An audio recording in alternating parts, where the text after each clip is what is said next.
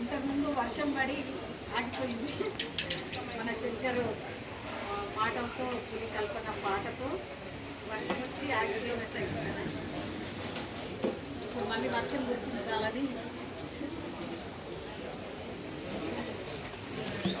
ఇంకా తాపత్రయం. వర్షం గుర్తుందో లేదో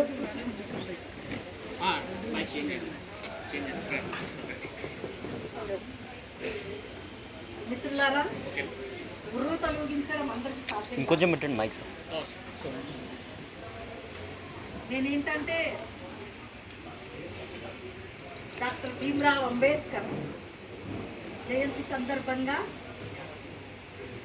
కొన్ని విషయాలను మీతో ఓపెన్ హార్టెడ్గా షేర్ చేసుకోవాలని నా ఉద్దేశం. I am here to share open-heartedly about Bhimrao Ambedkar Jayanti. హిస్టారికల్గా ఇంతకుముందే శంకర్ చెప్పాడు, ఇప్పుడు జరుగుతున్న యుద్ధం అంతా జై భీమ్, జై భీమ్కు, జై శ్రీరామ్కు అని చెప్పాడు. నేను అనుకుంటే అంత క్లియర్ కట్గా యుద్ధం ఏం లేదు. Shankar sir said that there is a clear war between Jai Bhim and Jai Shri Ram, but ma'am is saying that I don't think the war is that clearly cut. It's very blurry on the lines. మనం clear కట్గా చేసుకోవడం మన flexibility, right?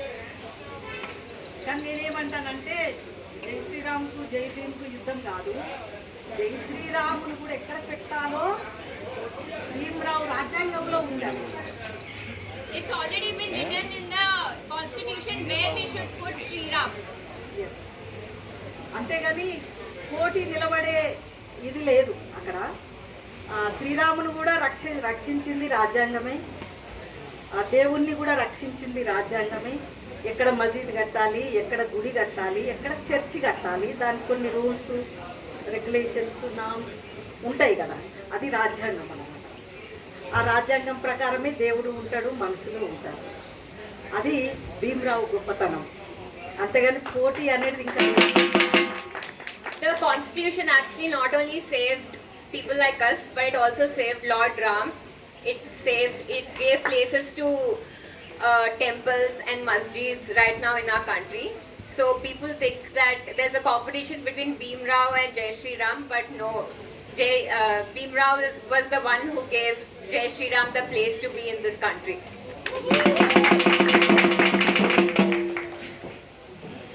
మీరందరూ కూడా ఇప్పుడు young minds, మీరే ఈ దేశము భవిష్యత్తు. మీరు జీవితాలు బాగుంటే ఈ దేశం బాగుంటుంది. యంగ్ జనరేషన్ కంఫర్ట్గా ఈ దేశంలో ప్రొఫెషనల్గా, ఆరోగ్యంగా, భద్రతా భావంతో, ఫ్యామిలీ, ప్రొఫెషన్, పేరెంట్స్ ఇట్లా ఉన్నప్పుడు మాత్రమే ఈ దేశం కూడా బాగుంటుంది. ఆ రాజ్యాంగం అక్కడ మనకి ఇంపార్టెంట్. అయితే రాజ్యాంగాన్ని డాక్టర్ భీమ్రావ్ చాలా మందితో కలిసి ఆయన డ్రాఫ్టింగ్ చైర్పర్సన్, మిగతా వాళ్ళందరితో కలిసి ఆయన కంప్లీట్ చేశారు. ఇంకా కొంతమంది అందులో వాళ్ళ పరిస్థితులు బాగలేక కొంతమంది అటెండ్ కాకపోయినా ఆయన కంప్లీట్ చేశాడు. అయితే ఈ చరిత్రని మనకు ఎందుకు మీకు తెలుసో లేదో నాకు తెలియదు, కానీ నాకు తెలిసిన మా సర్కిల్లో, గ్రామాలలో కానీ, నేను అనుకుంటా సిటీలో కూడా యూత్కి కానీ పెద్దవాళ్ళకి కానీ రాజ్యాంగం ఎట్లా కన్స్ట్రక్ట్ అయ్యింది అనే చరిత్ర డీటెయిల్డ్గా ఎక్కడ ఉండాలి, టెక్స్ట్ బుక్లలో ఉండాలి. అది లేదు, ఇండివిజువల్గా మనం చదువుకుంటాం దాన్ని. కాబట్టి అదంతా కొద్దిగా మిస్ అవుతుంది అన్నమాట.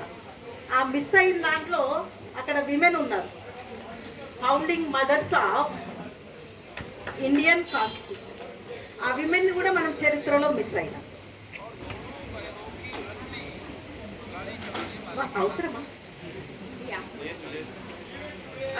Ma'am is saying that Baba Saheb Ambedkar made the constitution along with the drafting committee members, but a lot of the committee members were missing from it. Even though they were missing from it, he completed it by himself.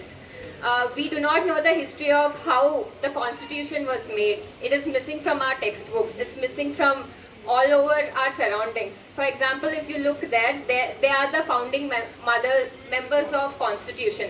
Even they are missing from our textbooks. Have you ever seen them in our textbooks? How do we learn about the history of Constitution when it's not being taught to us? అదే మనం అనుకుంటున్నాం ఏంటంటే అంబేద్కర్ని మాత్రమే miss అవుతున్నాము అని అనుకుంటున్నాం కొంతమంది. కానీ అంబేద్కర్ను మిస్ కావడం అదొక ఫ్యాక్ట్. కానీ అంబేద్కర్ను మిస్ అవ్వడం వల్ల చరిత్రను మిస్ అవుతున్నాం, విమెన్ హిస్టరీని మిస్ అవుతున్నాం, ఈ దేశం యొక్క నిజమైన చరిత్రని మిస్ అవుతున్నాం అనేది అది ఎంత నష్టమో ఇప్పుడు మనం మాట్లాడుతున్నాం కదా. దేశము ప్రమాదంలో ఉంది, 400 సీట్లు వస్తే రాజ్యాంగాన్ని మార్చేస్తారు. ఇప్పుడు ఆ ప్రమాదం అన్నమాట మిస్ కావడం అంటే అట్లాంటి ప్రమాదం మనం ఎదుర్కొంటున్నాం ఇప్పుడు. So we say that we miss Baba Saheb Ambedkar, but what we actually miss is the history of the entire country. It's not just him. Right now the political parties are saying that if we win 400 seats, they'll change the entire constitution. But that is the dangerous place we are at. That is what we will be missing. We will not be missing Baba Saheb Ambedkar, but we will be missing our entire country. That's the powerfulness of the constitution. ఈ political నాయకులు కూడా ఆ మాట ఎందుకు అనగలుగుతున్నారు? కాన్స్టిట్యూషన్ను మార్చేస్తామని అంత మూర్ఖంగా, అంత సిగ్గు లేకుండా, అంత దరిద్రంగా, అంత అటవికంగా ఎందుకు అనగలుగుతున్నారు? ఒక్కరు అంటున్నారని చెప్పి ఇంతకుముందు పేరు చెప్పారు, అనంత్ హెగ్డే. ఆయన అన్నాడని, ఆయన ఏదో అమాయకుడు బయటికి అన్నాడు, కానీ మైండ్లో ఉన్న వాళ్ళు చాలామంది ఉన్నారు. ఆ సపోర్ట్ అంతా ఉంది కాబట్టి ఆ అమాయకుడు అనగలిగింది. మరి ఆ సపోర్టు ఎక్కడి నుండి వస్తుంది, ఎవరు జనరేట్ చేస్తున్నారు ఆ సపోర్ట్ అనేది మనము చూడాలి. మనకేంటంటే కంఫర్ట్, కళ్ళ ముందు కనిపించేది చూసి నాకు అర్థమైందని ఫీల్ అయితే చాలు. మళ్ళీ అర్థం కాలేదంటే మనమే భయపడతాము. మనం ఏమైపోతున్నాము, మనకు తెలివి లేకుండా అయిపోతుంది, థింకింగ్ కెపాసిటీ లేకుండా అవుతుంది, ఎందుకు అర్థం కావట్లేదని మనం భయపడతాం. కానీ డిగ్గింగ్ ద రూట్స్ అనే కెపాసిటీని మిస్ అవుతాం. మనము చూడాల్సింది అన్న వ్యక్తిని ఒక్కడిని కాదు, ఆయనకున్న సపోర్ట్ ఎక్కడి నుండి ఉంది, ఎవరున్నారు అనేది అది చూడగలిగినప్పుడు మాత్రమే మనకైన ఊండ్ ఏదైతుందో దానికి మెడిసిన్ కరెక్ట్ పెట్టగలం, right? So ma'am is saying that how are these political leaders able to say that if we get 400 seats we will be able to change the constitution? Do you guys think that it is coming from them individually? No, right? You have to look at the support that they are having behind them. You have to look at the powers that they're having behind them. Whenever we try and look at the roots of the problem, only then we are able to give medicine to our wound. Without knowing the roots of our problem, there's no point in looking at the surface level comfort and be happy about it. వాళ్ళంతా ధైర్యంగా అనగలుగుతున్నారు అనడం ఒకటి ఏంటంటే ఒక political game ప్రజలని అజ్ఞానులను, చదువు లేకుండా, ఉద్యోగాలు లేకుండా ఒక అభద్రతతో పెట్టిన తర్వాత నీకు కాన్స్టిట్యూషన్ మార్చి మనుస్మృతిని పెట్టేస్తే నువ్వు అన్నీ బాగుపడిపోతావు అని ఒక అజ్ఞానంలో ఉన్న ప్రజలకు ఒక హోప్ ఇవ్వడం అన్నమాట, నమ్మకం, భక్తి, అంతేగాని ప్రాక్టికల్గా కాదు. అట్లా నిన్ను దరిద్రంలో ముంచి చదువు లేకుండా, ఆరోగ్యం లేకుండా, ఫ్యామిలీ లేకుండా, ఉద్యోగం లేకుండా చేసేసి నిన్ను రక్షించేది ఎవరు రేపు? రాముడో, అల్లానో, జీసస్తో. అంతేగాని నీ చదువు కాదు, నీ ఉద్యోగం కాదు.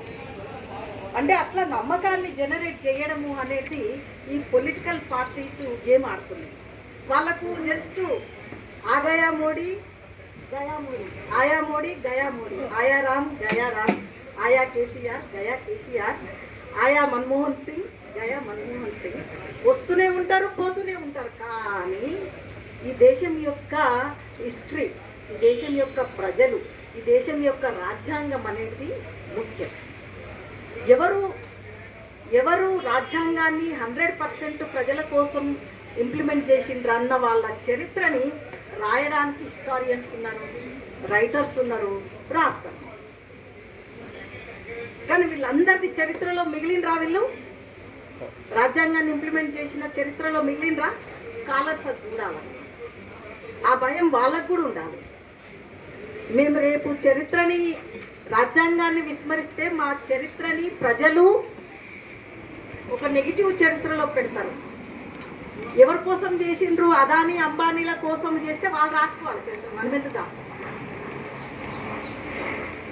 ఏ ప్రజల కోసం చేసిండ్రు అని అంటే వాళ్ళ కోసం అన్నట్టు.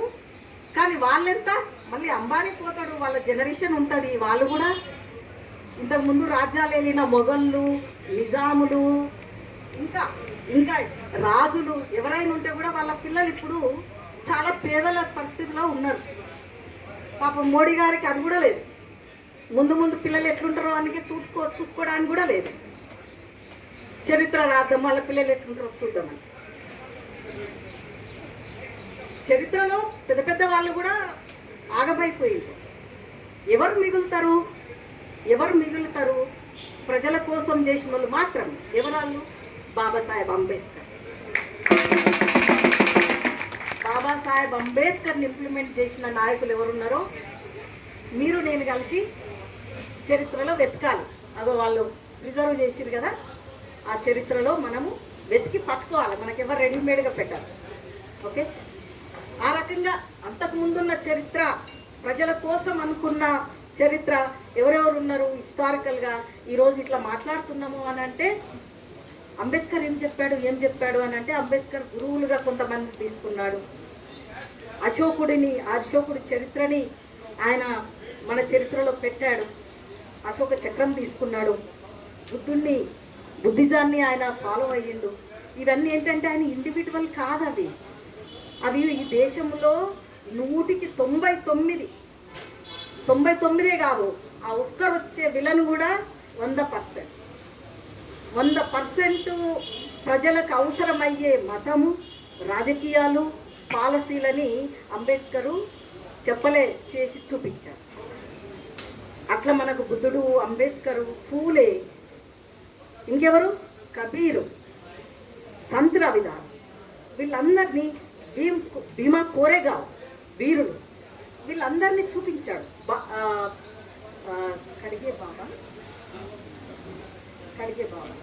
ఖడ్గే బాబా ఆయన ఒక ఇండివిజువల్, ఒక ఆర్గానిక్ సోషల్ రిఫార్మర్. ఆయన కూడా అంబేద్కర్ ద్వారానే మనకు తెలుసు అన్నమాట. ఇదంతా ఏంటంటే ఆయన నడుస్తూ చరిత్రని తవ్వి అక్షరాలలో పెట్టారు. మనకందరికి చదవచ్చు కాబట్టి పుష్కలంగా plenty of history is there. So there was a lot ma'am said, so I'll try to recollect what all she said. So firstly she started with our political leaders. Modi will come, go. Manmohan Singh will come, go. KCR will come and go. But who is left with us? Babasaheb Ambedkar, right? Thanks. But what is our responsibility is that who are the leaders that are putting Babasaheb on the pedestal? Our job, our responsibility is to go and locate them, go and follow them, go and uplift those people so that we are not losing the history of our country. This is the gist of what ma'am has shared.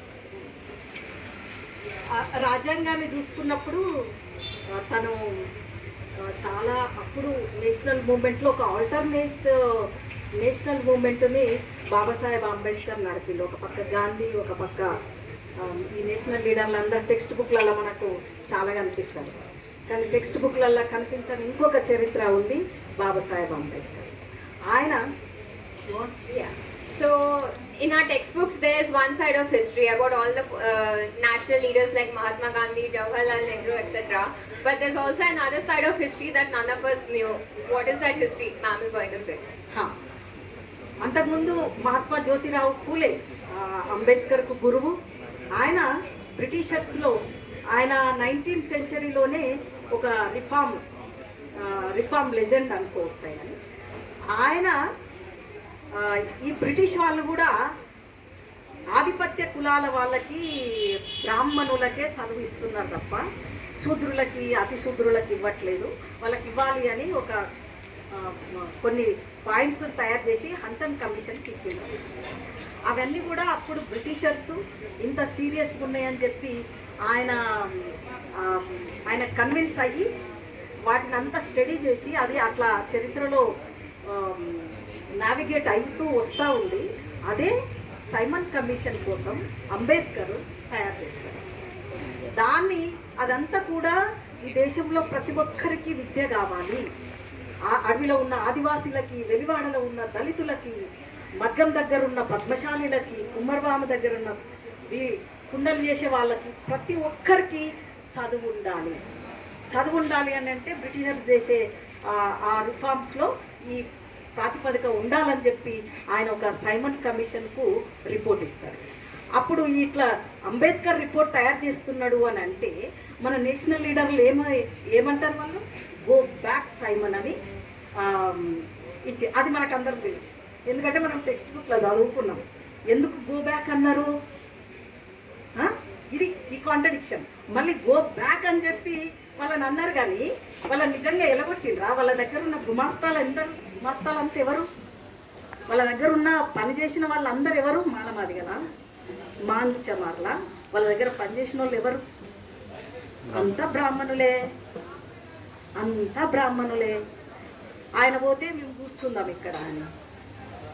మళ్ళీ ఆయన మీద వ్యతిరేకంగా పోరాటం చేయలేదు. కొన్ని చేయకపోయినా ఇక్కడ అందరికీ విద్య కావాలని చెప్పి కలోనియల్ రూలర్స్తో స్ట్రగుల్ చేస్తున్నప్పుడు ఒక బ్రాడ్ మైండ్తో, ఒక మానవత్వంతో ఒప్పుకోవచ్చు కదా. అంటే అందరు చదువుకుంటే మా లెవెల్ ఈక్వల్ అవుతుంది అనే ఒక భయం ఈ కులం ఇచ్చింది. పాపం బ్రాహ్మణ్స్ కూడా ఉమెన్ బీయింగ్స్. కానీ ఆ కులాన్ని మొయ్యాలి, ఆ సుప్రమసిని మొయ్యాలి కాబట్టి ఎవరికి చదువు రాకుండా ఉండి నువ్వు గొప్పడబెట్లయితావు. అందరికి చదువు వచ్చి నా కాంపిటీషన్ చూసుకోవాలి కదా. కులం కాంపిటీషన్ అది అన్నమాట. కులం థియరీ అది. దాన్ని కాపాడాలి కాబట్టి విద్యను వద్దనాలి కాబట్టి గో బ్యాక్ సైమన్ అనాలి. దానికోసం అంబేద్కర్ ఎంత స్ట్రగుల్ చేసిండు. మళ్ళీ సైమన్ కమిషన్ దగ్గరికి వెళ్ళి అన్నీ చెప్తే అంబేద్కర్ని ఏమన్నారు?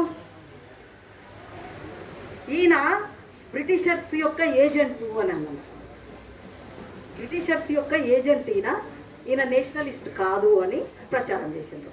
మొన్నటిదాకా మన కమ్యూనిస్టులు అనుకున్న వాళ్ళు కూడా ప్రజల్లో, అడవులలో, వాడల్లో అన్నం తినుకుంటూ భూస్వాములకు వ్యతిరేకంగా కొట్లాడిన కమ్యూనిస్టులు కూడా అంబేద్కర్ని లిబరల్ బూర్జువా అని, నేషనల్ బ్రిటిషర్స్ ఏజెంట్ అని ప్రచారం చేసిర్రు. హంటన్ కమిషన్లో అందరికి విద్య కావాలనేది ఎందుకు విస్మరించిర్రు? వీళ్ళకి అజ్ఞానమా? మనకు మార్క్స్ చదువుతాము, లెనిన్ చదువుతాము, చైనాలో నుండి వచ్చిన మావోలు చదువుతాము. మన దగ్గర ఉన్న ఇండియన్ హిస్టరీలో హంటన్ కమిషన్కు అంబేద్కర్ ఇచ్చిన సిఫారసులు చదవనీకే తెలియలేదా? అంటే ఇది ఎట్లా, ఇది వాళ్ళ కులధర్మం అన్నమాట.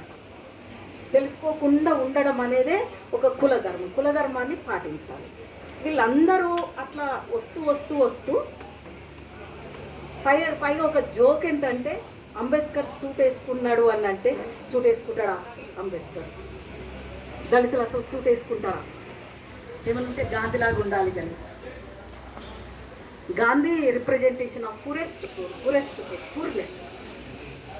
అంబేద్కర్ ఈజ్ అట్లా ఎవరు చెప్పారు? నా బ్యాక్గ్రౌండ్లో నా లీడర్లు నాకు చెప్తాను, కమ్యూనిస్ట్ లీడర్లు అన్నమాట. అరే అది మేము ఒప్పుకోలేదు కానీ కన్ఫ్యూజన్లో పెరిగాము. అయితే తర్వాత ఏమైంది? గాంధీ నా దేశంలో ఉన్న వాళ్ళు చాలామంది బట్టలు లేకుండా ఉన్నారు కాబట్టి నేను నా దేశాన్ని రిప్రజెంట్ చేస్తా అని గాంధీ చెప్పాడు. అంబేద్కర్ ఏమన్నాడు, నా దేశం ప్రజలు ఎప్పుడెప్పుడు నాలాగా అవుతారా అని చూపిస్తుంది.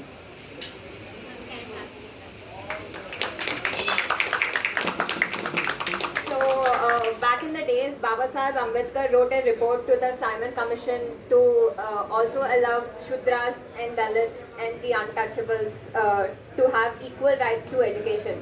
Because Britishers at that time also gave education only to Brahmins and other upper caste people. So, have any of us ever read that report? No, right? Ma'am is saying maybe one there. Ma'am is saying that we might have read Marx, we might have read Lenin, we might have read Mao from China, but have we ever read the report that was written by Baba Saheb Ambedkar ever in our this thing?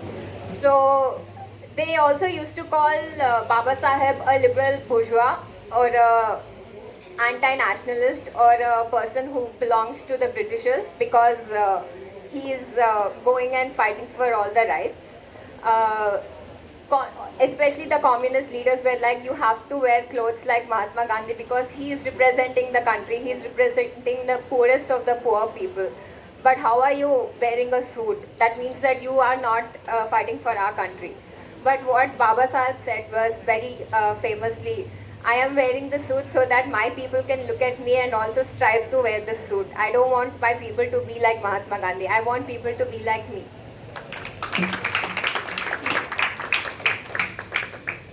ఈ poorest people కోసం పనిచేస్తాం అనేది చాలా fashion అయిపోయింది.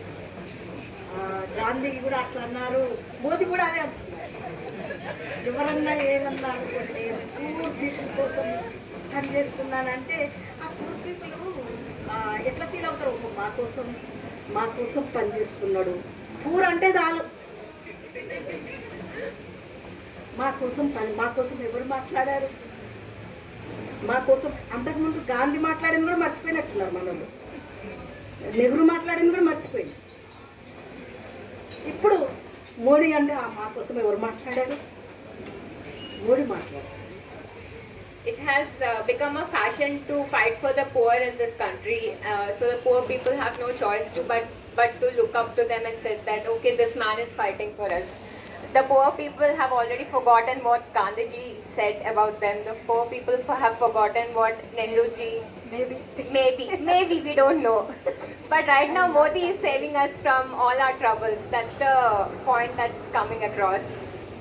Yeah, ఇప్పటి ప్రజలు చాలా తెలివిగా స్మార్ట్ ఫోన్స్ ఉన్నాయి కదా, మొత్తం గ్లోబ్నంతా స్మార్ట్ ఫోన్లో చూస్తాము. అప్పటికంటే మాకంటే ఇప్పుడు మేము చిన్నప్పుడు ఇవి లేవు, కానీ మా పిల్లలకు మీకందరు కూడా ఇవి ఉన్నాయి, బాగా నాలెడ్జ్ ఉంటుంది టెక్నాలజికల్గా అదంతా. కానీ మోదీ గారిని అర్థం చేసుకునే తెలివి కూడా రావాలి అని చెప్పి ఎక్స్పెక్ట్ చేస్తాం. పూర్ కోసం ఏం మాట్లాడుతున్నారు అంటే అన్ని ప్రైవేట్ వాళ్ళకు ఇవ్వడము పూర్ కోసమా, అన్ని ప్రైవేట్ వాళ్ళకి ఇవ్వడం పూర్ కోసమా, ఎడ్యుకేషన్ ఇవ్వకపోవడం పూర్ వాళ్ళ కోసమా, కార్పొరేట్ పెరగడము పెంచడం, అన్ని హక్కులు వాళ్ళకి ఇచ్చేసేయడం, వాళ్ళ దగ్గర ఎలక్ట్రల్ బాండ్స్ తీసుకోవడము, మెడిసిన్ మొత్తము వాళ్ళ దగ్గర ఎలక్ట్రల్ ఇంక్లూడింగ్ రెడీ ల్యాబ్స్ వాళ్ళకి ఇచ్చేసి వాళ్ళ దగ్గర ఎలక్ట్రల్ బాండ్స్ తీసుకోవడం అంటే గవర్నమెంట్ ఏం నియంత్రిస్తుంది, ఏమి కంట్రోల్ చేస్తుంది? గవర్నమెంట్ కొన్ని ఉంటాయి కదా, ఆ ఉంటాయి అనేది మనకు రాజ్యాంగంలో ఉంది, ఆ నాలెడ్జ్ మనకుంది. పూర్ కోసం అని అంటే ప్రజలు ఇది కూడా అడగాలనుకుంటారు, ఎందుకంటే నాలెడ్జ్ బాగుంది, చాలా అవకాశాలు ఉన్నాయి నాలెడ్జ్ గెయిన్ చేసుకోవడానికి, కాబట్టి ఇది అడుగుతారని ఎక్స్పెక్ట్ చేస్తున్నాం. కానీ పూర్ పీపుల్ను దేశంలో మనం నిలబడాలి, ప్రపంచమంతా మన వైపు చూడాలి, మనం ఎవరిని చెయ్యి ఆశించకూడదు అనడం చాలా బాగుంది.